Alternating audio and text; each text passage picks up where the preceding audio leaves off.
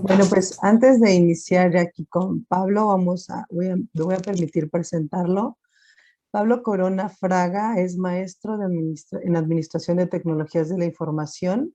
es ingeniero en sistemas computacionales, ajá,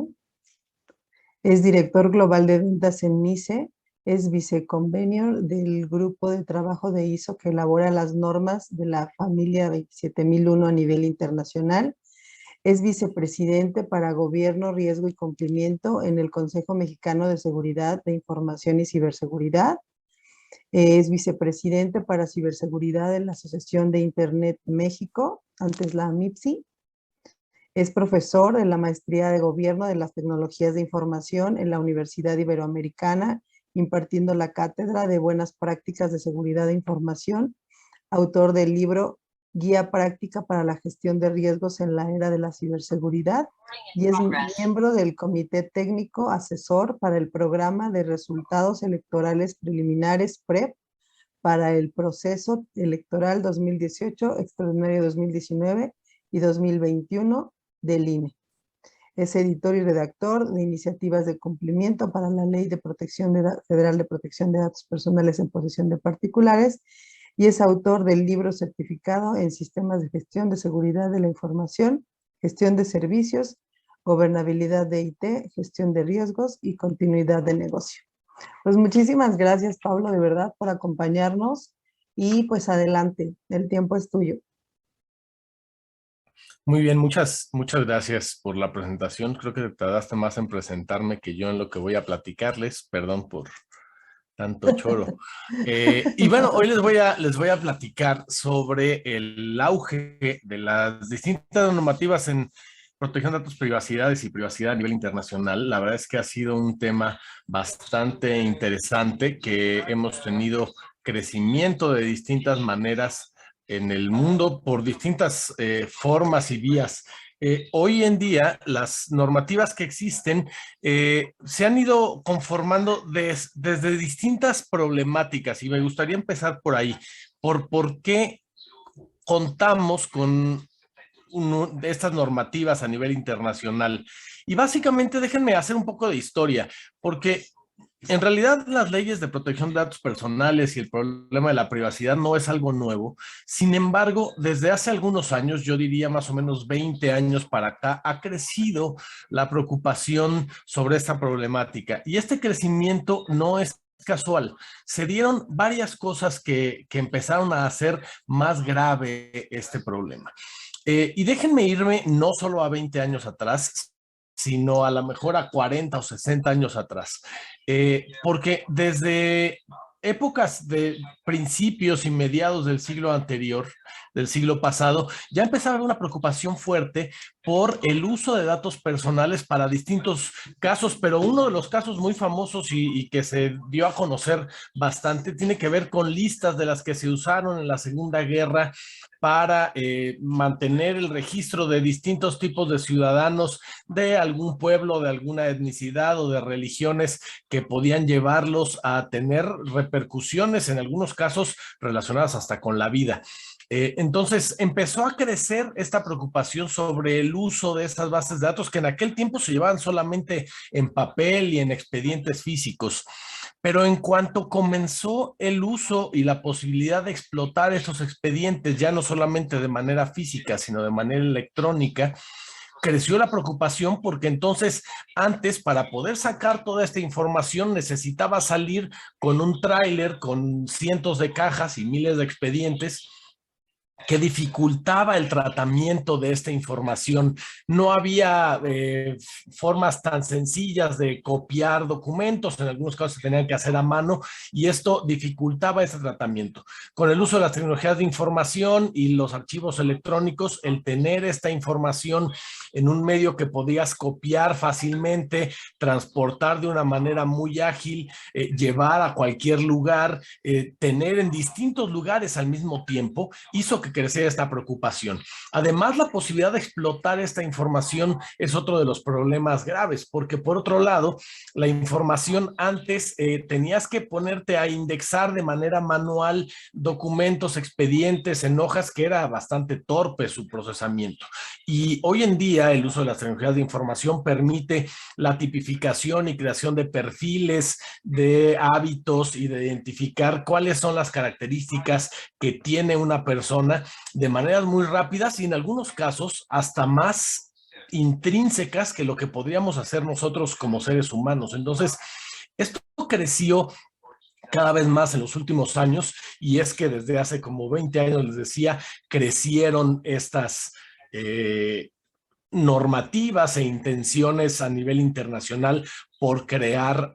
leyes de protección de datos personales que evitaran el mal uso a través de la tecnología, el tratamiento por terceros que no fuera autorizado o más allá de lo autorizado en la recolección de los datos proporcionalmente ilegalmente recolectados. También el uso de datos por parte del cibercrimen, el crecimiento del malware, del robo, pérdida de los dispositivos, porque hoy pues nuestros dispositivos nos conocen y en algunos casos creo que mi dispositivo personal celular me conoce mejor que yo mismo y puede saber qué tengo que hacer, a dónde voy, a dónde fui, con quién me vi, qué mensajes mando, y eso al final tiene una repercusión importante en nuestra privacidad. Y también obviamente el robo de identidad que puede haber con respecto de las transacciones, que cada vez hacemos más transacciones basadas no solo en la identidad a nivel personal y en persona, sino también a través de identificaciones virtuales con medios de procesamiento, almacenamiento o validación de la identidad de la persona de manera remota. Entonces, estas preocupaciones fueron haciendo que se crearan distintas perspectivas en el mundo, que básicamente hay distintos modelos alrededor. Déjenme centrarme en dos. El modelo que le hemos llamado el modelo europeo y otro modelo, el modelo norteamericano. Uno más general, en donde en el modelo europeo lo que busca principalmente es la protección justamente centrada en la privacidad y en proteger a la persona como eje central de este modelo.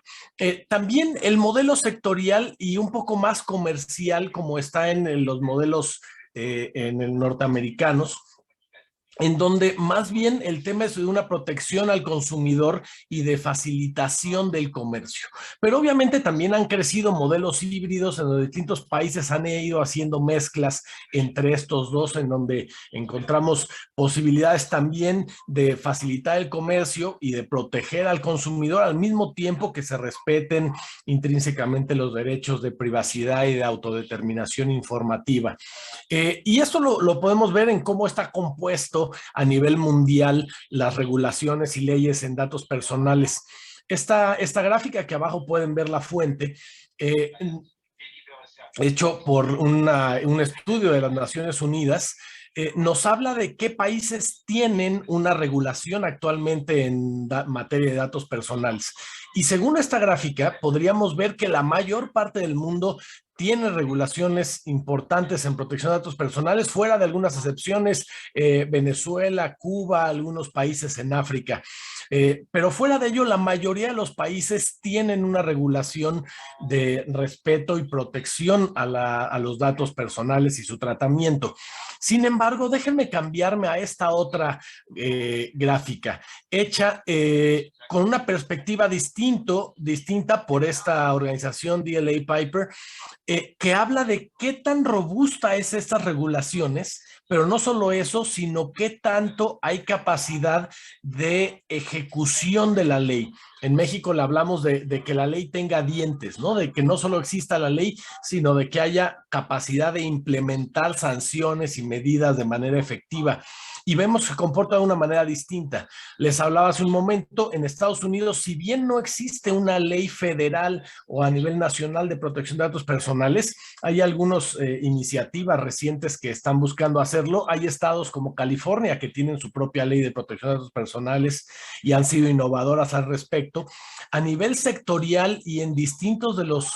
ámbitos comerciales se han generado esquemas de protección de datos personales principalmente asociados a la FTC, por ejemplo, la Organización de Comercio o las organizaciones de telecomunicaciones. Y las capacidades que ha tenido el Estado norteamericano para implantar esto e ejecutar sanciones contra las empresas que han llevado a cabo acciones más allá de lo aceptable y legalmente ejecutable han sido bastante fuertes. Y en comparación con una ley que a nivel, déjenme llamarlo, en papel, en teoría, es mucho más robusta, la ley mexicana en materia de protección de datos personales, el nivel de reforzamiento y aplicación de la ley es mucho menor porque las capacidades en el Estado mexicano han sido dificultadas por distintas labores. Yo creo que el INAI ha hecho una gran labor en la supervisión de la aplicación de la ley. Sin embargo, muchas de las veces que ha habido imposición de multa, la ley mexicana tiene un tope en las multas que me parece que hace que las multas sean de tamaños no tan relevantes como en otros países, y al mismo tiempo ha habido organizaciones que han logrado interponer procesos jurídicos para evitar o retrasar el pago de las multas. Y eso lo podemos ver no solo en México, en distintas otras economías en donde si bien existen leyes de protección de datos personales, la capacidad de ejecución de las mismas no ha sido sencilla por estas razones que antes comentaba. Entonces, ¿qué significa esto a nivel internacional y de dónde proviene todo esto? La verdad es que habría varios documentos que han formado como estos anales históricos de donde se han basado la mayoría de las leyes de datos personales, pero básicamente los podríamos resumir a las directrices de la OCDE de 1980, el convenio 108 de las Naciones Unidas, que hace poco se ratificó, la resolución de la ONU de 1990 sobre privacidad, la directiva 95 de la Unión Europea, que después cambió y fue la base para GDPR, el marco de privacidad de Asia-Pacífico del 99, o los estándares internacionales que son la base de la mayoría de las leyes de datos personales, déjenme llamarle modernas, en particular la mexicana, que tiene base en estos estándares y que están fundamentados en distintos principios. De hecho, hay una norma internacional que los conglomera, la norma 29100, pero estos estándares en realidad no son inventar el hilo negro, provienen de conjuntar todas estas directrices y en particular las directrices de la OCDE de 1980 listan estos principios del consentimiento y elección, de la legitimidad y especificidad en la información que se le proporciona a los titulares, en limitar la recolección de datos personales y minimizar el número de datos que se tienen y el tiempo por el cual se van a resguardar, así como su uso, retención y divulgación solamente para aquellos temas que sean proporcionales, con datos precisos, de calidad, que haya una franqueza, transparencia y aviso a los titulares sobre las finalidades, tratamientos y transferencias que se van a llevar a cabo, que existe una participación de acceso individual, lo que en la ley mexicana se le llama la autodeterminación informativa, o sea, quien es el dueño de los datos personales es el titular y debe ser el que decida sobre quién tiene sus datos, para qué se utilizan y con quién se comparten. Y esto aterrizado en principios de responsabilidad que lleven a cabo actividades específicas como las de la implementación de medidas de seguridad de información y cumplimiento en materia de privacidad. Estos principios, de hecho, los podemos ver reflejados en la ley mexicana, en los principios que están fundamentados en la ley, que palabras más, palabras menos, citan estos mismos en los principios y en los dos deberes establecidos en la ley mexicana de seguridad y privacidad. Y en la mayoría de las regulaciones aparece esta figura de informar a los titulares sobre cuáles son esas finalidades, tratamientos y transferencias que tiene el tratamiento de sus datos personales. Sin embargo, si bien en algunos casos se llama aviso de privacidad o notificación de privacidad o políticas de privacidad, solamente es lo que se ve afuera del agua, y me gusta representarlo con este iceberg, porque tener un aviso de privacidad solamente es lo que se ve por encima. Pero para hacer protección de datos personales necesitaríamos tener un sustento de cada una de esas cosas que dice el aviso de privacidad, para tener mecanismos para atender los derechos ARCO de acceso, rectificación, cancelación, oposición, la designación de responsables al interior de las organizaciones, del establecimiento de políticas, lineamientos, convenios de confidencialidad, tener acciones previstas y procedimientos en caso de que haya vulneraciones, tener capacidad y capacitación, concientización del personal de qué tiene que hacer y cómo tiene que actuar en el tratamiento de los datos personales, y aterrizar esto en temas más prácticos y técnicos, desde identificar los datos personales, su flujo y ciclo de vida, el flujo de tratamiento que tienen, la identificación de las personas que lo utilizan, qué datos tratan, qué privilegios, roles, responsabilidades tienen cada uno, para con esto identificar los riesgos posibles en el tratamiento que tengamos desde la organización, y los terceros involucrados que puede haber, identificando los datos, las finalidades, los tratamientos o las transferencias y remisiones que pueden hacerse con terceras personas, para que todo eso se aterrice en medidas de seguridad administrativas, físicas y técnicas, que al final de poco sirve tener un aviso de privacidad si no hay todo este soporte que en realidad nos lleve a un tratamiento legítimo, controlado e informado de los datos personales. Porque otra de las cosas que sucede, y déjenme hacer una pausa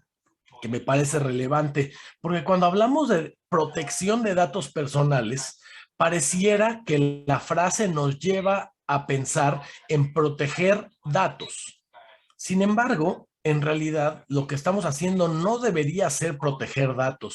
sino proteger a las personas que son titulares de esos datos. Ahora, protegemos los datos para proteger a las personas, no por proteger el dato mismo, sino por proteger los derechos que tiene cada una de estas personas, y evitar el mal tratamiento que pueda llevar a la discriminación, al riesgo grave, a afectar a estas personas o a su esfera más íntima. Entonces, esta protección de datos personales no solamente se refiere a proteger esos datos, sino a proteger a las personas. Y para ello es importante entonces entender justamente las figuras que tiene la ley, y que en distintas regulaciones, si bien tienen nombres distintos, por ejemplo, en inglés le llaman principals, en español le llamamos titulares, o en Europa, en algunas traducciones le llaman interesados. Al final será la persona que es dueña de los datos y que proporciona esos datos para que sean tratados o procesados. Existe esta figura del responsable,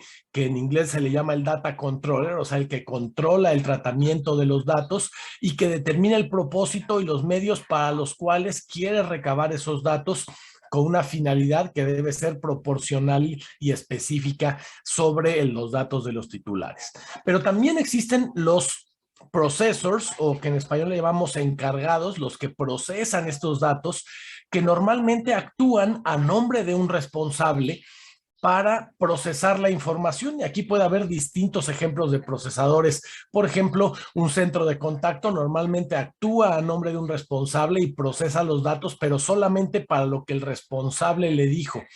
De la misma manera, un centro de datos en donde se almacenan datos o se transmiten, también funciona como un encargado a este nivel, y son elementos que son comunes en la mayoría de las regulaciones, que al final terminan en centrarse en el respeto de los derechos y la intención del titular, a través de su consentimiento en un aviso o lineamientos de privacidad, que tiene que recabar el responsable y transmitir a cualquier encargado que lleve a cabo tratamiento de esos datos personales. Una de las regulaciones más importantes recientemente ha sido el GDPR, el Reglamento de Protección de Datos de la Unión Europea, que desde 2006 empezó a establecer distintos lineamientos, y bueno, para 2016, y para 2018 comenzó su aplicación plena, que ya tenemos un ámbito, es más, en algunos casos extraterritorial, fuera de Europa. ¿Por qué? Porque lo que busca el reglamento de la Unión Europea es que el tratamiento de datos personales para personas ciudadanas de la Unión Europea, aunque se realice fuera de la Unión Europea, si se ofertan esos servicios dentro de la Unión, entonces le debería ser aplicable el reglamento para proteger esos datos de ciudadanos europeos. ¿Qué quiere decir? Si yo soy, por ejemplo, una agencia de viajes o un hotel y no quiero que me aplique el reglamento de datos personales de la Unión Europea, lo que tendría que hacer es impedir que alguien desde la Unión Europea pueda hacer uso de mis servicios. Si yo lo permito, entonces estaría teniendo que obligarme a que si alguien de la Unión Europea, un ciudadano europeo, puede acceder a mis servicios y recibirlos en Europa, entonces podríamos ser sujetos de este ámbito territorial del reglamento europeo, que una de las características que me parece muy importante de este reglamento en comparación con otras regulaciones, por ejemplo la mexicana, pero también algunas otras que en este sentido el GDPR fue más vanguardista, tiene que ver con las vías de legitimación del tratamiento. En México pareciera que la única vía de legitimación del tratamiento es el consentimiento, y que todas las demás, si bien están contempladas en la ley, más bien están contempladas como excepciones al consentimiento. En GDPR lo que se hizo es establecer 6 vías de legitimación del tratamiento de manera frontal. Si bien el consentimiento es una de ellas, en la siguiente lámina veremos que no siempre es válido como consentimiento, y más bien en algunos casos deberá llevarse a cabo porque hay una necesidad contractual. Por ejemplo, el uso de los datos personales es necesario para firmar y para llevar a cabo un contrato. La naturaleza de un contrato, por obligaciones legales, también podría llevarse a cabo el tratamiento de datos personales por proteger el interés vital de los titulares, el interés público de las autoridades con el objetivo de proteger el interés común, o el interés legítimo cuando el tratamiento es necesario por el interés conjunto del titular y del responsable. Entonces podría haber un interés legítimo. ¿Y por qué hago énfasis en este último interés legítimo? Porque muchas de las cosas que en México, para la ley mexicana, se considera consentimiento, en GDPR podría no considerarse consentimiento. ¿Por qué? Porque si tú, por ejemplo, en unos términos y condiciones y en el aviso de privacidad dices, tienes que aceptar este aviso de privacidad para utilizar mi aplicación, entonces está habiendo un condicionamiento a la aceptación. Y entonces no podría llamársele en términos de GDPR un consentimiento válido. En todo caso, habría un interés legítimo del titular de poder usar tu plataforma y entonces aceptar ese condicionamiento de, bueno, si no aceptas mis términos y condiciones y mi aviso de privacidad, entonces no puedes usar mi plataforma. Pero para eso, entonces, el GDPR no le llama consentimiento, le llama que podría haber entre las dos partes un interés legítimo de hacer un intercambio, yo de entregarte un producto y servicio a cambio de ciertos datos personales. Y también habría algunos otros consentimientos inválidos, por ejemplo, cuando haya detrimento que el titular no pueda retractarse o echar abajo ese consentimiento, o haya un desequilibrio de poder en donde no es libre el titular de elegir si sí quiere consentir el uso de esos datos o no, o que se agrupe el consentimiento para varias finalidades accesorias sin que el titular pueda elegir cuáles quiere aceptar y cuáles no, que me parece que es una de las diferencias principales que existe entre algunas de las leyes de protección de datos personales que se crearon durante el 2010 en México y varios años de esa década en algunos otros países de Latinoamérica, en algunas partes de Asia, que tiene esta diferencia con GDPR, que habla del consentimiento en este sentido. Y en resumen, que el GDPR requiere un consentimiento a través de una acción que sea claramente afirmativa por parte del interesado, o sea, del titular, con una carga probatoria a cargo del responsable. O sea, el responsable tendrá que demostrar que existió evidencia, un registro de ese consentimiento afirmativo de parte de los titulares. Otro de los puntos que en distintas normativas a nivel mundial aparece de manera recurrente,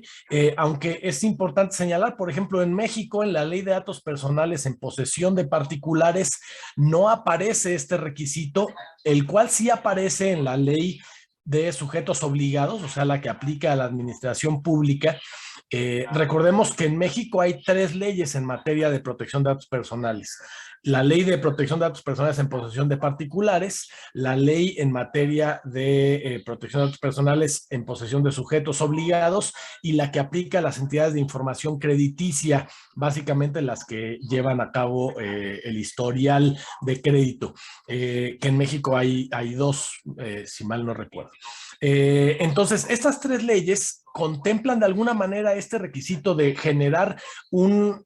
Privacy Impact Assessment, una evaluación de impacto a la privacidad. Si bien la única que lo dice de manera textual es la de sujetos obligados, la de privados establece que debería hacerse un análisis de riesgos que considere los impactos a la privacidad y entonces de alguna manera podríamos considerar que el hacer un análisis de impacto a la privacidad es una buena práctica en el uso de los datos personales, ya sea para la administración pública o para los sujetos obligados. Y que necesitaría, perdón, creo que alguien tiene abierto su micrófono. No sé si alguien quiere intervenir ya. Gracias. Y que lo que necesitaríamos para hacer un análisis de impacto a la privacidad es primero conocer qué vamos a hacer con esos datos, qué datos estamos recabando, para qué los queremos, si es necesario su recabación y es proporcional al tratamiento que queremos darle y al intercambio que estamos haciendo con el titular sobre algún producto o servicio. En esa proporcionalidad podríamos analizar si es que no estamos recabando más datos o los vamos a guardar por más tiempo del necesario de lo que tendríamos que hacer según ese principio de minimización de los datos personales. Para que con esto podamos identificar las medidas que nos ayuden a demostrar conformidad con el poder haber hecho un análisis de proporcionalidad y finalidad y entonces evaluar los riesgos que pueden poner a la persona por un mal tratamiento de los datos personales para aterrizarlo en medidas de seguridad que lleven a cabo el consentimiento, que recaben evidencia de ello, que implementen mecanismos para evitar el tratamiento no adecuado, para no compartir los datos personales con personas no autorizadas, para que solo aquellos que tienen autorización puedan copiar o puedan llevar a cabo una exportación o compartirlo con alguien más, cómo se compartirán con terceros, cómo se descifrarán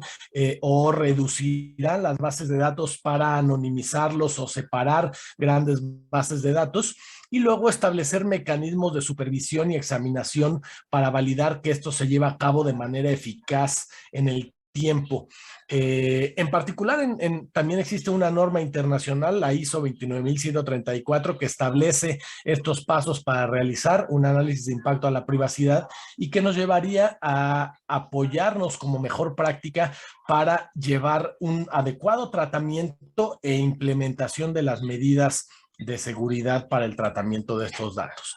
Y una de ellas, de esas medidas importantes que también es referida en distintas regulaciones a nivel internacional y que me parece deberíamos considerar todos, porque hoy prácticamente no hay tratamientos de datos personales que estén ajenos al procesamiento automatizado o a través de tecnologías de información y comunicaciones, tiene que ver con la privacidad desde el diseño de nuestros sistemas y aplicaciones, que requieren establecer al usuario como centro de las prioridades y no al modelo de negocio que tengamos, que me parece que es uno de los puntos muy importantes que a veces no se observa en todas las aplicaciones y en todas las implementaciones en esta materia. Prevenir y anticipar problemas desde el diseño de quién puede usar los datos, quién los puede acceder, por qué medios se van a transmitir, compartir, quién los puede ver, quién los puede modificar, exportar, quiénes van a usar el dispositivo o la aplicación, qué perfil tienen, qué otras aplicaciones viven en ese mismo dispositivo, para entender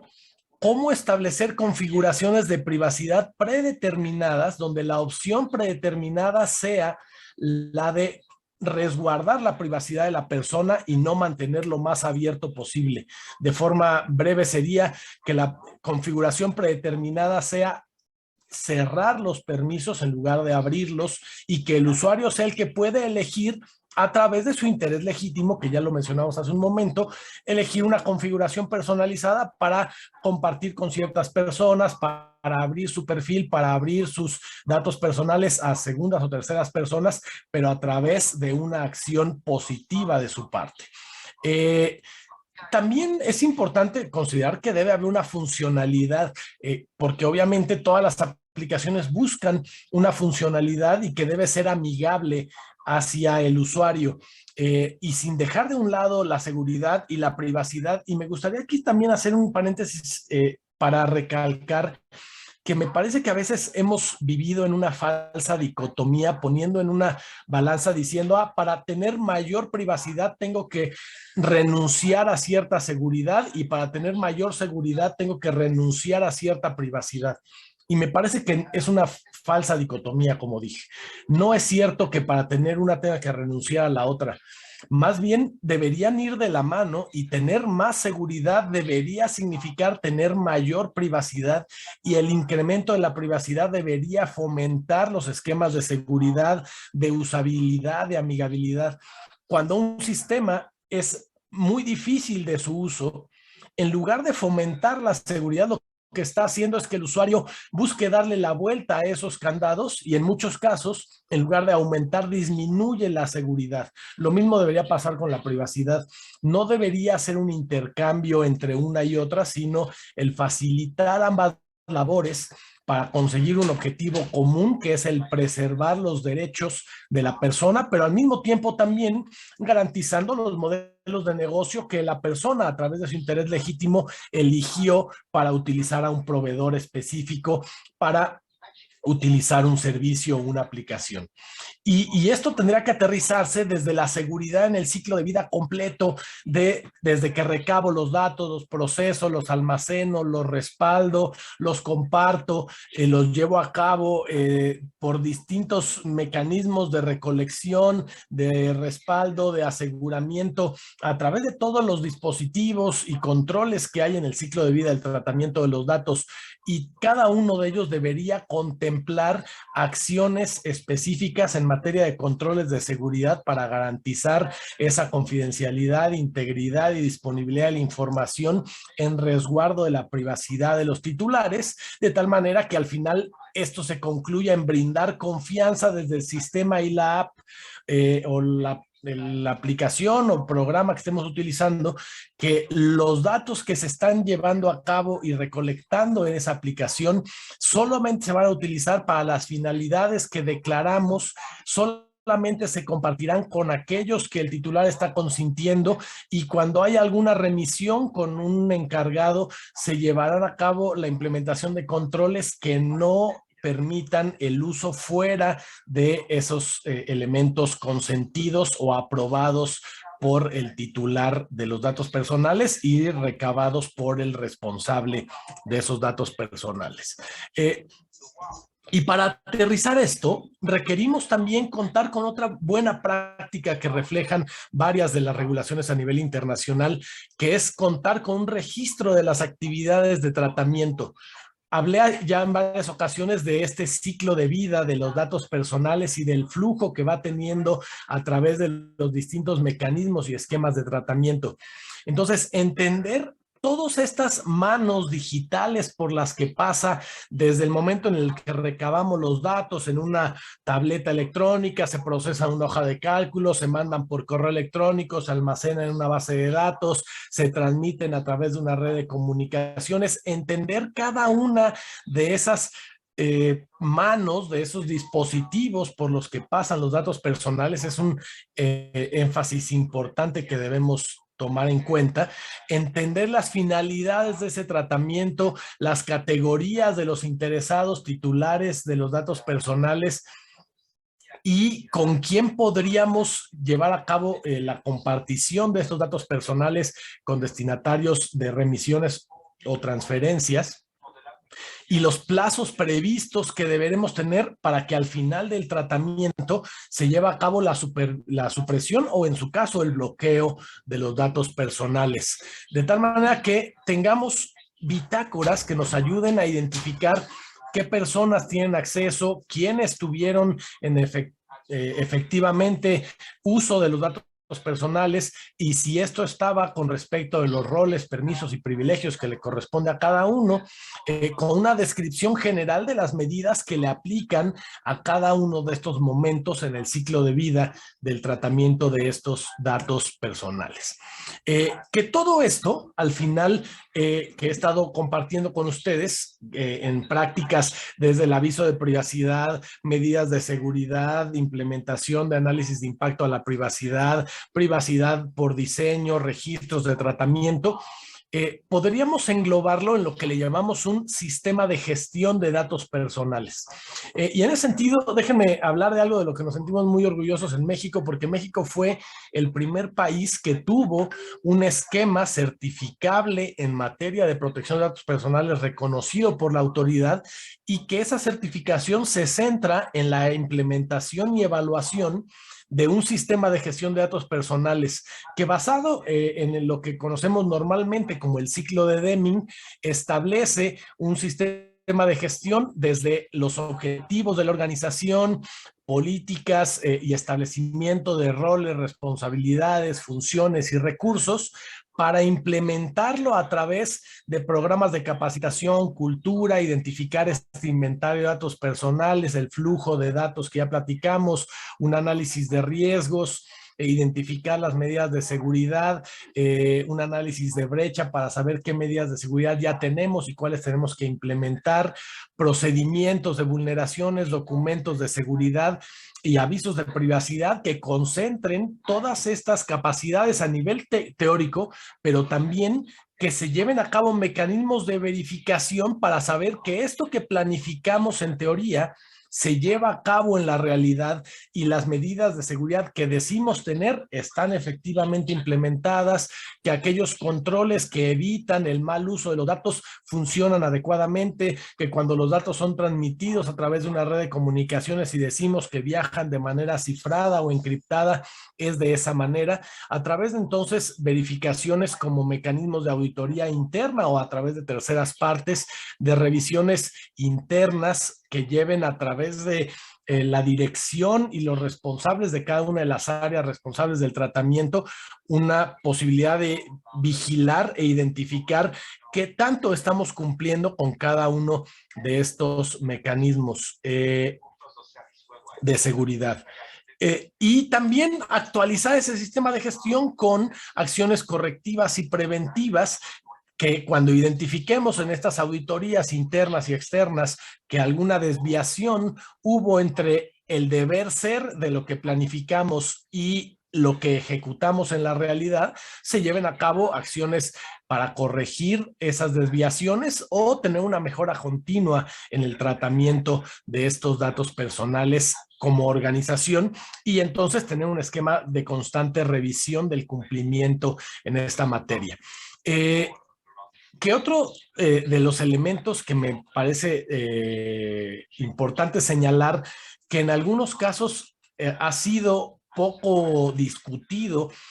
pero es una de las preocupaciones graves que podría tener también el tratamiento de datos personales y que cuando hablamos de este sistema de datos personales, hablando del análisis de impacto a la privacidad y de entender con quién compartimos estos datos o quiénes tienen acceso a ello, es entender con qué personas, empresas se comparten estos datos y en particular cuando hay un flujo transfronterizo de estos datos. ¿Y por qué el flujo transfronterizo es una preocupación fuerte? Porque en el momento en el que los datos personales llegan a una jurisdicción distinta, con una aplicación de leyes distinta a las de donde fueron recabados, lo que esperaríamos en materia de derecho internacional es que esos datos personales sean protegidos privilegiando el lugar en donde fueron recolectados y no solamente aplicando las leyes del lugar a donde fueron enviados. Entonces, entender que la protección de datos personales no solo se lleva a cabo por la aplicación de la ley en donde estamos tratando los datos, sino desde donde el titular entregó esos datos a un responsable, bajo qué legislación, y por eso hablaba hace un momento de este ámbito de extraterritorialidad que tiene GDPR, entender estas características del flujo dentro del país y fuera de él, cuando los datos se procesan, se almacenan, se envían a través de redes de comunicaciones fuera del país. Habría que entender todas estas diferencias que puede haber entre una regulación y otra y la necesidad de aplicar las leyes de origen que dieron fundamento a este tratamiento legítimo de los datos en su recolección. Y para entender este tema a nivel internacional, se creó una norma, la norma 27701, que establece este mismo sistema de gestión de datos personales basado en la norma más importante a nivel internacional en materia de seguridad de información y ciberseguridad, que es la norma 27001, y que como un complemento a esa protección de la seguridad de la información y la ciberseguridad, hace énfasis en decir, bueno, cuando hablemos de seguridad de información, no solamente hablemos de la seguridad de la información en general, sino si estamos hablando de un sistema de gestión de datos personales, cuando digamos seguridad de información, también incluyamos no solo la protección de los intereses de la organización que está buscando proteger su propiedad intelectual, sus finanzas, bueno, lo que le da origen a su fundamento de negocio, también se deberían proteger los datos personales, que aunque no es dueña de esos datos, la empresa tiene datos de los titulares y deberían garantizarse sus derechos. Y entonces esta norma también establece principios basados en esta misma normatividad que surgieron desde las directrices de la OCDE y que está alineada a la implementación de un sistema de gestión que lleve a cabo actividades desde la planificación, implementación, revisión y ajustes que platicamos en la lámina anterior para tener un sistema de gestión orientado a facilitar todos los recursos, políticas, procedimientos, pero también la implementación de medidas de seguridad que sean efectivas en el tiempo y en el tratamiento de la utilización de los datos en toda la organización y hasta fuera de ella cuando compartimos los datos con terceros. Y me parece que para ir cerrando, un buen ejemplo de algo que en otros países se está haciendo, por ejemplo, en Estados Unidos se creó esta aplicación que se llama login.gov, que es como el sistema central de autenticación única para los ciudadanos americanos o para los usuarios de servicios gubernamentales. No forzosamente tiene que ser ciudadano americano. Si quieres sacar una visa en Estados Unidos o quieres ser parte de un programa de viajero frecuente a Estados Unidos, necesitas darte de alta en una plataforma con un acceso en esta plataforma. Y que algo que me pareció interesante es la manera en la que diseñaron el tratamiento de los datos personales de ellos, porque lo que hicieron fue crear una bóveda en donde hay dos niveles de seguridad. El gobierno tiene acceso a la bóveda, déjenme llamarle la bóveda central de datos, pero cada dato de cada persona vive en un nuevo repositorio que también está cifrado y en el cual solamente si está presente el titular de esa información con el password que solo conoce o con la llave que solo conoce el titular, es que se abre esa segunda bóveda y se accede a los datos, de tal manera que el gobierno no podría acceder a los datos si no es para garantizar o para privilegiar un derecho de esa persona en función de un trámite o alguna investigación que se esté llevando a cabo con un tratamiento legítimo, según los que mencionábamos hace rato. Entonces, me parece un ejemplo interesante de cómo diseñar un sistema con base a esto que le mencioné hace rato, de tener privacidad por diseño y por defecto, desde la forma en la que pensamos el ciclo de vida en el tratamiento de los datos personales dentro de los sistemas de información. Y para cerrar, hablaba hace un momento de la certificación, que en México existen esquemas de certificación para demostrar el cumplimiento de la ley de datos personales que el INAI reconoce como parte de los mecanismos de autorregulación vinculante que pueden implementar las empresas y que a través de la certificación pueden servir para que cualquier sector, desde el salud, comercio, financiero, educación, telecomunicaciones, implementen estos sistemas de gestión de seguridad de datos personales, sistemas de gestión de datos personales alineados ya sea solamente a la normatividad